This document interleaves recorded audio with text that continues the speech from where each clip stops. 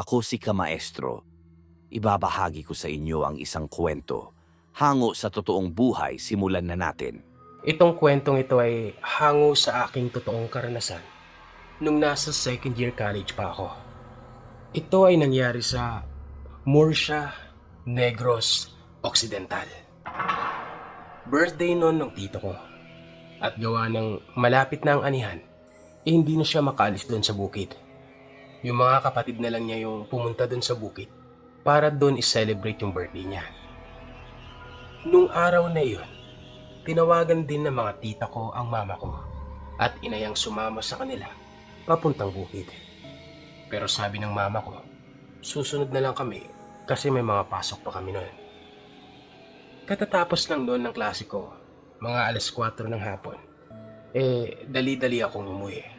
Pagdating ko sa bahay ay inayos ko lang ang mga dadalhin kong gamit at umalis na kami papuntang bus terminal. Umalis yung bus dito sa Bacolod mga alas 5 ng hapon at narating namin yung Barrio Pandanon mga alas 6 ng gabi na. Madilim na sa daan, buti na lang sinundo kami ng tito ko. Pag nasa bukid kasi, mga ganong oras ay madilim na. Especially wala pang ilaw yung daanan, tapos wala nang mga tao sa labas. Kasama ko nga palang pumunta ng bukid yung mama ko at nakababatang kapatid ko na babae.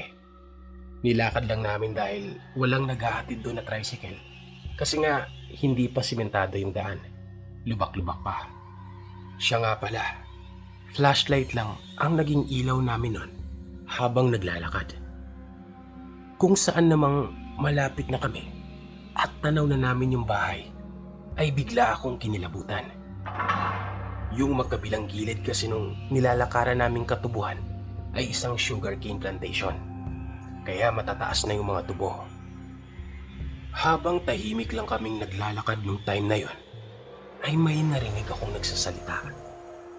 Hindi ako sure kung mag-isang nagsasalita or may kausap na parang bumubulong. Pero bigla akong naisip na sino namang normal na tao na nagsasalitang mag-isa dyan or nag-uusap. Tapos dyan pa napili nila sa tubuhan. Sabi ko na lang, baka may dumi lang. O di kaya may naglalabing-labing na magkasintahan. Tapos biglang huminto yung nagsasalita. Humangin na malakas na parang may dumaan na malaking ibon sa ibabaw namin.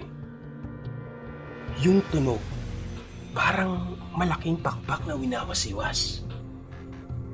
Napaisip ako na kung hangin lang yon, bakit yung ibang puno na nasa paligid hindi man lang gumalaw, maski ang mga dahon, tapos ang bilis lang. Parang nasa ilang segundo lang at hindi din naman mahangin nung mga oras na yon. Doon ako biglang kinabahan. Nagtayuan yung mga balahibo ko. Tapos, biglang nagsalita yung tito ko. Nabilisan daw namin. Habang yung isang kamay niya, nakahawak sa itak niyang nakasabit sa tagiliran. Sumunod na lang kami sa sinabi niya. Nakarating naman kami sa bahay ng tito ko nang walang nangyari sa amin. Sinabi ko kay mama yung mga narinig ko. At sinabi niya ito sa mga tito at tita ko habang nag-uusap. Sabi ng kapatid ko, narinig din niya at kinabahan din siya pero di niya lang pinahalata. Biglang nagsalita yung tito ko na sumundo sa amin. Ang sabi niya, may ara manggid to nga nagabantay sa aton. Ang tabi niyo hangin, wakwak to nga naglupad sa ibabaw ta. Ugaling wala niyo nakita kay kadasig siya paglupad. Nagpreparar man ko, gahana man ko nga bunuto ng talibong ko nga gataklos sa ako na hawak. Wala yata ginsulong kay nakilalaan niya siguro ako, kag kilala ko man na sila. Na ang ibig sabihin sa Tagalog ay merong nagbabantay sa atin. Ang akala nilang hangin, wakwak yung lumipad sa ibabaw. Pero hindi nyo nakita kasi mabilis yung lipad. Hinanda ko na ding bunutin yung itak ko. Hindi lang tayo inano kasi nakilala nila ako at kilala ko rin sila. Sumagot naman yung isang tito ko. Mayo lang gali upod nyo si Utay kay kung hindi base kung ano nang natabo sa inyo. Sa Tagalog, buti na lang at kasama nyo si Otay. Kung hindi, baka kung ano na ang nangyari sa inyo. Sabi naman ni Tito Otay, andito lang ang nilalang at nagmamatsyag. Pero hindi ito makalapit kasi alam niyang ikamamatay niya ang paglapit niya. Natapos naman yung gabi na masaya. Balita ko, wala na daw dun yung mag-asawang sinasabing aswang. Umalis na daw dahil kinabukasan, matapos nung nangyaring muntik na pagsugod sa amin, ay pinuntahan ng mga tito ko yung bahay ng mag-asawa at pinagbantaan na huwag gagalawin yung pamilya niya dahil papatayin sila ng mga ito at susunugin para wala nang mabiktima.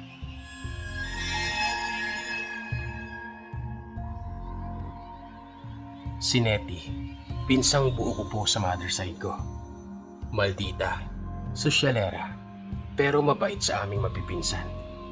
Matanda po siya sa akin ng halos 30 years. Nang naisipan ng pamilya nila Nettie na sa Bohol na manirahan, ay ayaw nito nung una kasi nasanay na siya sa buhay dito sa Cebu. Ngunit wala na itong nagawa pa kasi nakapagsimula ng nagpatayo ng bahay ang kapatid nitong babae sa lupain nila sa Bohol. Ang bahay ay nasa harap lang ng highway. Bagamat close kaming mag-anak, ay hindi maiwasang magduda ang ilan sa amin kung paano nakapagpatayo ng medyo marangyang bahay ang pamilya nila Nettie. Kahit sabihing may magagandang trabaho naman ang mga kapatid nito at pensioner naman ang tatay nila. Pero alam naming hindi pa rin sapat ang kita nila upang makapagpatayo ng ganong kalaki at kagandang bahay. Bukod pa sa medyo sosyal ang pamumuhay nilang mag-anak at nakakapagkasino pa. Ganun pa man ay masaya kami para sa kanila kasi maayos naman ang relasyon namin sa isa't isa. Si Nettie ay spoiled sa lahat ng kapatid niya. Kahit anong hilingin nito ay binibigay. Kahit nagiging palamunin na siya, kahit graduate naman ito sa college. Ayaw umanong magtrabaho dahil ayaw na may boss na mag-uutos sa kanya. Patapos pa lang ang pinagawang bahay ay nilipatan na nila ito. At dito nagsimula ang kababalaghang hindi lubos maisip kung paano, sino, at ano ba talaga ang pinagmulan. Ang bahay nila ay may 2 malalaking silid sa gilid ng sala at mayroon pang isang kwarto doon malapit sa kusina at doon nalalagi ang mama at papa nila Nettie. 5 silang magkakapatid. 2 ang nasa Maynila at ang isa ay sa Cebu nakatira kasama ang asawa at mga anak. Bali ang nakatira sa bahay nila sa Bohol ay ang mga magulang nila, si Nettie, at ang nakatatandang kapatid na si Rosa. Sa ilang araw ng pagtira nila sa bahay ay parang lagi umanong paiba-iba ang klima sa loob. Minsan napakainit at minsan naman ay napakalamig. Hindi nila ito pinapansin kasi tubong syudad at hindi naniniwala sa mga kababalaghan. Isang araw ay may natanggap na sulat si Rosa. Umiiyak daw ito at hindi nakakatulog dahil sa nabasa. Pinilit nila magsabi ito kung ano ang nilalaman ng sulat na iyon. Nang basahin ito ni Nettie ay nagalit ito. Pinagpupunit ang papel. Sinabi niya sa kapatid na huwag maniwala sa kung anong nakasaad doon sa sulat dahil hindi yun mangyayari.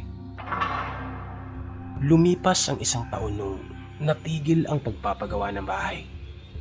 Hindi ito natapos dahil kinulang daw sa budget. Naisipan ni Rosa na mag-ibang bansa upang may sapat na pera para tuluyang mapagawa ang bahay.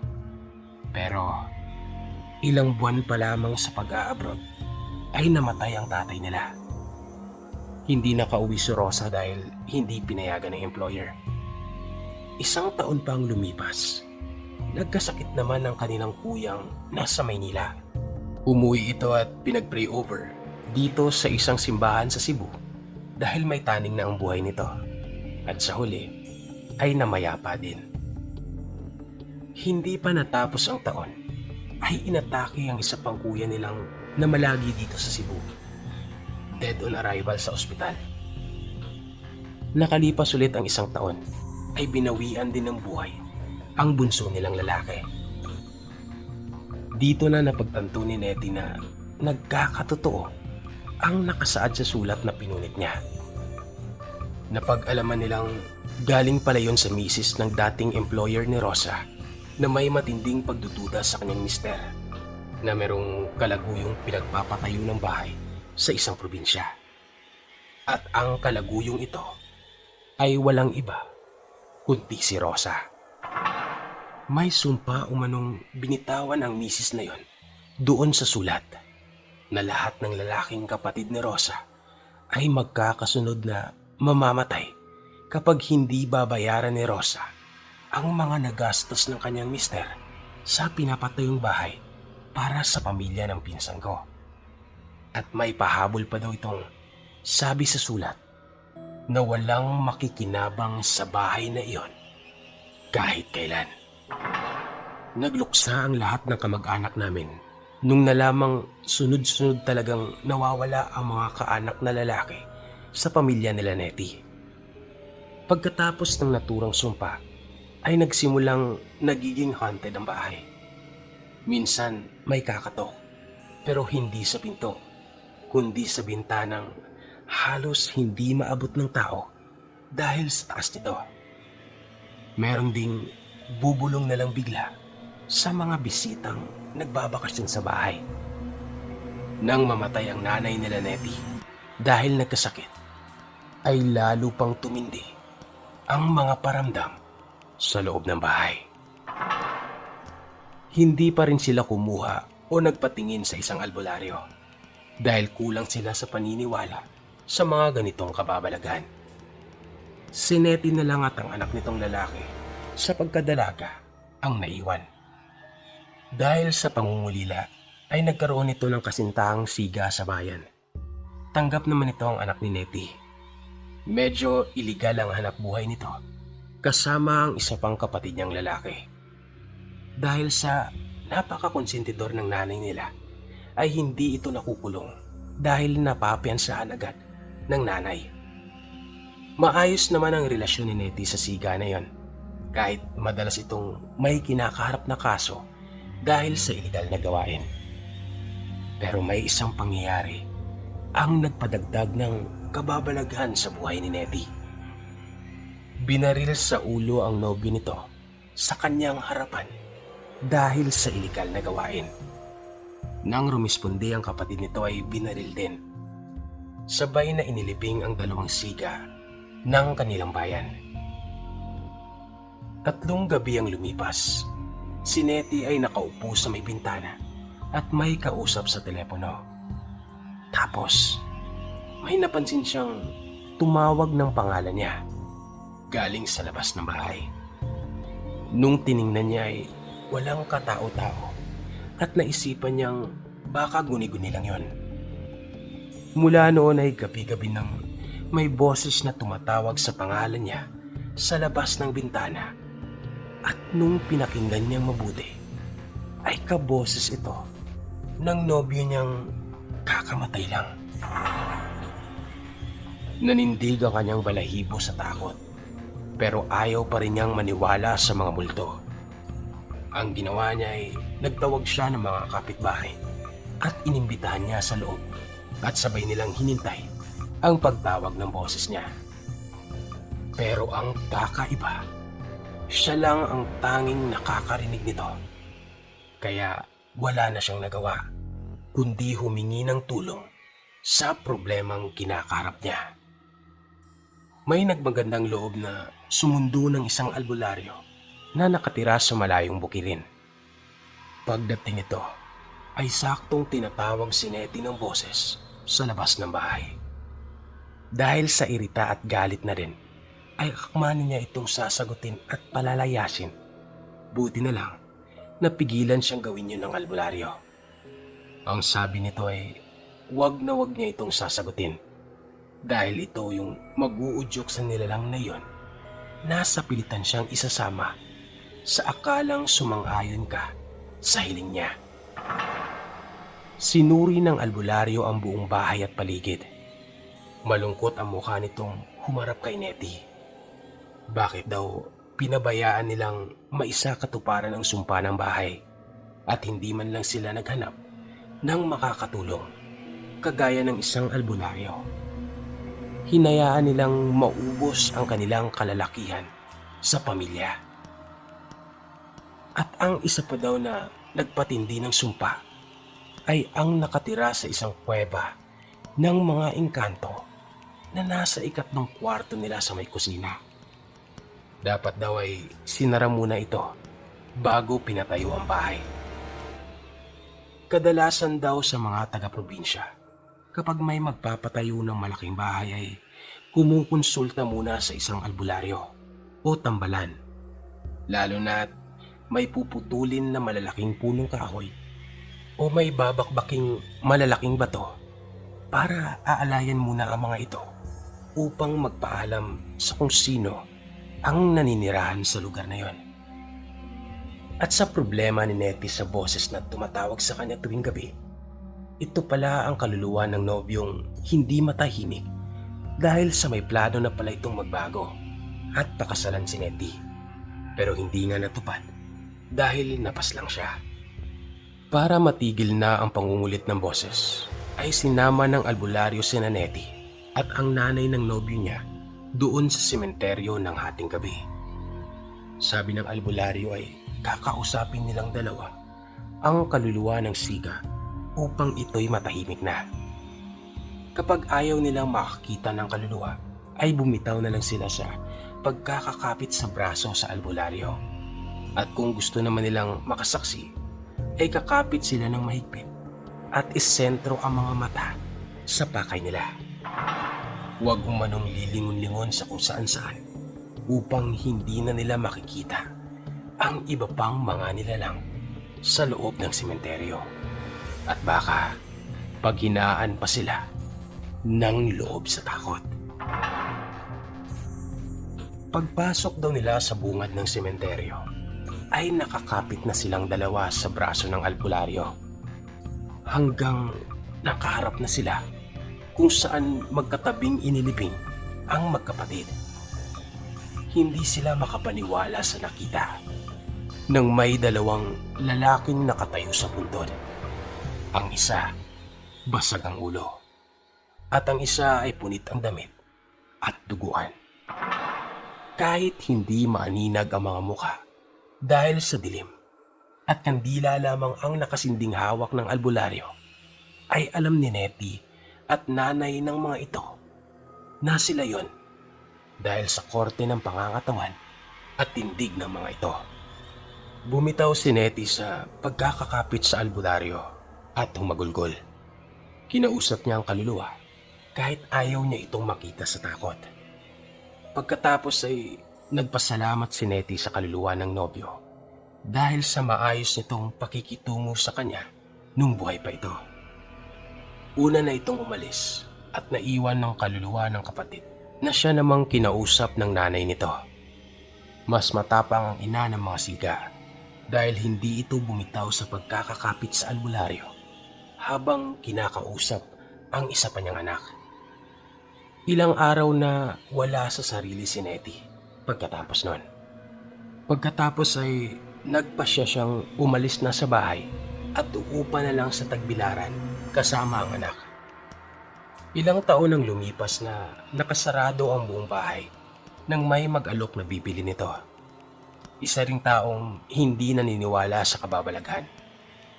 Pinatingnan ni Nettie ang bahay sa bibili.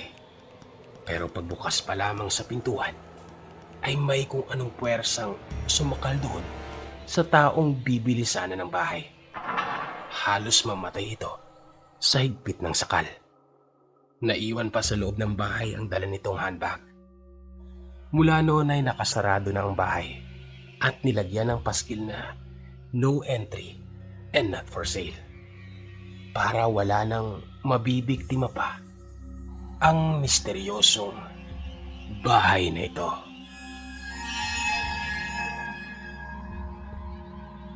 Magandang araw po sa lahat. Ako po ulit ito, yung nagpadala ng karanasan ko sa Dao at Sibalom. Kung napakinggan niyo po ang kwento na yun dito sa mga kwento ni Thelmo, ay marahil alam niyo ang parte kung saan niyaya ako ng isang bata na maglaro, kaya napababa ako ng jeep bago ito umalis at maaksidente. Marami ang nagsasabing gabay ko daw po ito, na hanggang ngayon ay gumugulo sa isip ko kung paano at bakit ako nagkaroon ng ganito. Ipinanganak ako October 8, 1989, alas 3 ng hapon, araw ng linggo, sa isang barangay sa Dao Antique, na kung hindi ako nagkakamali mga kagiliw, ay Tobias Fournier na ngayon. Bata pa lang ako ay masakitin na. Maliit akong bata nun, at gaya nung kwento ko nun, ay si Lolo Bali ang nagpaanak sa nanay ko. Dahil sa masakitin ako ng baby, may tinatawag sa amin na batakdungan. Kumbaga, yun ay ginagawa ng mga manggagamot para mapalakas ang spirit ng bata laban sa gustong kukuha sa kanya. Basta ito yung ayaw ng mama kong pag-usapan. Lagi niya umano akong nakikitang may kalaro sa bahay. Mga 2 to 3 years old ako. Minsan, kahit nakasarado yung pinto, walang butas at siwang lang na maliit sa saig doon sa silong, ay nakakadaan ako at pumupunta sa katabi naming barangay hall. Nakatayo lang ako doon at parang may kausap. Nakikita rin yun ni Lola, nanay ni Papa. Kahit nga si Tito, nakikita ako sa tindahan, nakaupo na may kausap. Ang nakikita ko noon ay isang bata. Hindi ko ito makita ni minsan na humarap sa akin. Madalas, nakatalikod. Minsan, nakatagilid. Pero pag nagkataon na nahagip ko yung mukha niya, ang napapansin ko, medyo hawig siya sa akin. Ilang beses ding sinagip ng nilalang na ito ang buhay ko. Kinder ako noon. Kasama ko yung nakakatanda kong pinsan. Habang binabagtas namin yung may welcome antique mula Iloilo, may kurbada doon at burol sa gilid banda sa Tirigla po, yung kung galing kang Iloilo. Basta, yung pagpasok mo sa welcome antique, yung may malalaking bato doon. Andun kami noon. Tapos, merong FX na galing Iloilo. Nawalan ito ng preno. Kitang-kita yun ng nanay ng pinsan ko. Halos mahimatay siya nang makitang sasalpok sa amin yung sasakyan. Kahit ako noon, gulat na gulat. Kasi nakalampas lang kami ng mga 1 o 2 hakbang. Tapos yung FX, sa silid ng burol tumama. Wasak ang gilid nito. Buti na lang walang pasaherong nakasakay sa harap. Pumikit lang ako noon. Tapos biglang parang gumaan yung katawan ko. Nagtakbuhan yung mga pinsan ni Papa. Dahil sa lugar na yon, puro kamag-anak niya halos ang nakatira. Yung tito ko naman, bunsong kapatid ni Papa, nanlambot pagdating nila doon. Tapos yung mga tao, nilabas yung driver na taga-hamtik daw. Halos napamura ang mga tao noon sa driver dahil sa takot. Yung driver naman tulala, takot na takot, kasi akala niya nakapatay siya. Tiningnan niya pa noon yung ilalim ng sasakyan niya. Kasi parang may nakita umano siyang bata na natamaan. Kaya laking pasasalamat nito at pagtataka na rin noong nalaman niyang wala siyang nasagasaan. Ito naman ay nangyari noon sa Sibalom, sa tapat ng Sibalom Trading. Ewan ko lang kung meron pa ngayong ganong tindahan dyan. Basta grade 3 ako noon. Nakainom noon si Papa, pero hindi naman lasing. Alas 2 ng hapon, pinilit niya akong gisingin para bumili ng alak. Sinabihan niya ako na ibigay lang ang listahan at pera sa tendera dahil kilala naman siya doon. Tapos ilagay sa karton ng alak at ipabuhat sa boy papuntang terminal dahil mabigat ito. Kasama ng iba pang paninda. Bali naisipan ko na dumaan sa kakilala ko sa palengke. Ewan ko ba, baka dala lang din ang antok. Pero tumawid ako nang wala sa ulira. Pagkalingon ko nakita ko ang isang tricycle na umaandar. Hindi na ito makakapreno at matatamaan na ako. Buti na lamang may biglang humatak sa akin na isang matanda. Si kuyang driver nun galit na galit sa akin. Tapos paglingon ko, nawala na lang bigla ang humatak sa akin para hindi ako mabangga. Takot na takot ako noon kaya hindi ko na rin naikwento sa mga magulang ko. Mahirap na. Baka mapagalitan pa. 2007 naman no high school. Graduating kami noon at may field trip sa Pisanan. Bago yon, ayaw akong pasamahin ni mama kasi nanaginip siya ng masama. Basta noong mga panahon na yun ayaw niya akong pasamahin. So ang ginawa niya pinatawag niya si Lolo Berto, yung isang matanda sa barangay namin. Isa rin itong manggagamot. Pinatingin niya ako kay Lolo Berto dahil nga sa nag-aalala ito at hindi mapakali. Kaya itong si Lolo Berto, binigyan ako ng orasyon. Dasalin ko umano ng 7 beses araw-araw, pangdagdag proteksyon. Ako naman sumunod. Siyempre, gusto kong makasama sa field trip namin. Naging maayos naman ang field trip. Sakay lang kami ng ordinaryo na bus. Kasama din pala nun yung Garin Farm. Magandang lugar po ito para sa mga bibisita ng Iloilo at Antique. Nung bandang nasa tuog na kami, nasiraan yung sinasakyan namin. So ang ginawa ng driver, pinilit niyang umabot dun sa mga bahay-bahay. Kasi nga noong mga panahon na yun, medyo konti pa talaga ang mga bahay, hindi tulad ngayon. Buti na lamang at dun kami banda nakahinto sa tapat ng plaza at meron naman ng lumabas sa mga bahay nila para tumulong. Gusto ko nung bumaba pero pinagbawalan kami kasi nga baka kung anong mangyari. Nakita ko din kasi sina tita, pinsan ni Papa. Dun lang din sila banda nakatira. Naayos naman din ang bus at tuloy ng biyahe. Pero talagang ginabi na kami nun. Kaya pagdating namin ng Sibalo ay maraming tao ang nakabantay sa amin. Mga alas 11 na nun, andun na rin si Tito. Dala yung motor niya. Ang ginawa medyo nag-overload kami. Mga 3 yung angkas niya. Lahat yun taga malapit sa amin. Medyo natakot pa nga ako nun kasi ako yung pinakalikod. Baka kung sino yung humatak sa akin. Tsaka mga ganong oras, Sir Telmo, sa probinsya, nakakatakot na talaga ang pakiramdam. Nung nandun na kami sa Igdalakit, kung saan paakyat yung lugar, bumaba muna kami kasi hindi kaya ng motor kung nakaangkas kaming 3. Maliwanag yung buwan nun. Tapos bigla na lamang may narinig kaming parang tunog ng tiktik. Sabi ng driver, huwag daw pansinin. Pero kinausap niya ito. Ang sabi niya, pasensya na. Makikidaan lang dahil ginabi kami. Pagdating namin banda sa isa na namang paakyat na parte, biglang may tumawid na itim na pusa. Nabitawan ni Tito yung manibela.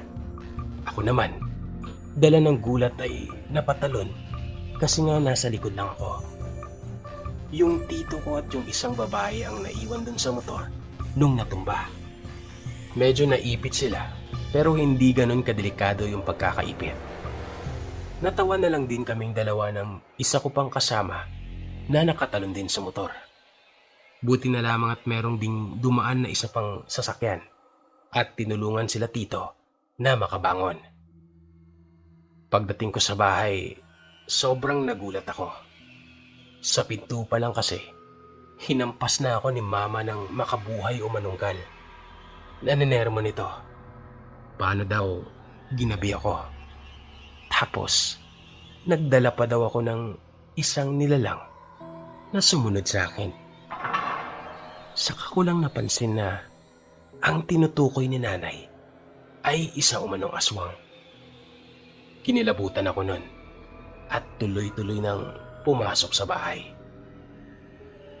Nung nag-college naman ako, ay doon na ako pumasok sa Quezon City, sa Lagro. October 5 noon, 2009. Mula Regalado yung jeep, tapos U-turn pa FCM. Pero yung main highway is papuntang Nova. Naka-U-turn na yung jeep noon nang makita ko sa malayo yung bus ng Everlasting. Para itong babangga sa amin. 2 beses pa akong kumarap, pero hindi ako namamalikmata. Tapos itong mga kaklase ko, kwentuhan pa rin sa jeep. Parang hindi nila napapansin. Yung tipong parang ako lang yung nakakakita. Nung malapit na yung bus sa jeep na sinasakyan namin, napahawak na lamang ako bigla sa bakal na kapitan. Tapos walang ano-ano, parang pumasok sa isip ko yung isang orasyon. Pinikit ko yung mga mata ko at binanggit ito. Yung nasa dulo ng jeep, tumalsik sa harap. Yung nasa kanang dulo naman na babae, napuruan yung balakang. Itong isang kaklase kong si Risa, bumangga yung mukha niya sa ulo ko. Ito yung isa kong pasa, pero hindi ko ito naramdaman agad. Si Marian naman, sa tiyan tinamaan. Bumangga kasi ito sa likod ng upuan ng driver. Halos lahat ng classmate ko napatalsik doon sa harapan. Parang babaliktad na din ang jeep ng mga oras na yon. Maliban sa akin, na nanatiling nakaupo sa kung saan ako nakapwesto. Ang sabi ng mga nakakita, madulas daw yung daan kasi nga umulan. Yung harap ng bus doon, yupe. Yung salamin wasak. Pero yung jeep na sinakyan namin, konti lang yung UP o damage. Merong mga dinala sa ospital. Pero kami naman umuwi since wala akong ni isang galos maliban sa pasa nung nabangga ako ng isa kong classmate. Tulala pa rin ako sa bahay nun. Hindi ko alam kung anong nangyari. Ang bilis eh. Pero bakit ako lang yung nakakita ng bus? Bakit hindi napansin ng iba? Medyo nag-guilty ako nun. Pero may nakapagsabi sa akin na posibleng bukas daw yung third eye at mga biological senses ko. Sabi pa sa akin, kapag daw mga ganon, may kakayahan din umano akong pigilan ang hindi magandang nangyari. Gaya nung nag-transfer ako ng education na kurso. Maaga akong pumasok nun kasi ako yung pinapadala ng susi ng laboratory ng teacher namin. Dati wala pang overpass sa tinatawiran ko. Tapos dun banda, sa tawiran na yun, nakita ko yung matandang nagtataho.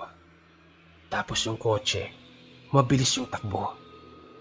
Naramdaman kong parang mababangga siya. Basta pumikit ako nun. Paulit-ulit kong sinabi na hindi to dapat mangyari. Sa awa ng Diyos, nasagi lang yung daladala niya. Nung minsan namang pumunta ako ng Quiapo, kasabay ang kakilala ko na taga sa amin din, sumakit yung tiyan ko pagdating ng Quezon Avenue. Pumara ako. Sinabi ko lang na may pupuntahan lang, pero grabe yung tagaktak ng pawis ko nun sa sama ng tiyan ko. Akala ko nga nausog ako eh. Tumambay muna ako saglit nun. Kumain ng skyflakes sa tubig. Pagkatapos, nung maging okay na, sumakay na ako para makauwi. Pagkadating ko sa amin sinalubong ako ng kasama ko kanina sa jeep. Buti daw nakababa ako. Kasi pagdating umano sa Riles, merong nang hold up sa jeep na sinasakyan namin kanina bago ako pumara. Nakuha yung relo at pera niya. Ito naman, nangyari sa Fortune Marikina. Bali 11 AM ako laging umaalis dun papasok. Minsan nalilate. Depende sa mood. Mga 6 AM nun nagising na ako para maglaba. Tapos mga alas 8, nagsampay at magluluto na sana. Pero bigla namang nawalan ng gas yung kalan. So medyo hassle sa akin yun. Mga 10:00 na nung nagdesisyon akong maligo at maghanda na para pumasok. Nung mga oras na yon, ewan ko ba, parang may pumipigil sa akin. Parang nakakatamad. At wala ako sa mood. So yung ginawa ko na lang nagprito ng isda para sa panangalian. Parang undecided pa rin ako kung papasok o hindi. Tapos maya-maya, tumawag yung pinsan ng kasintahan ko.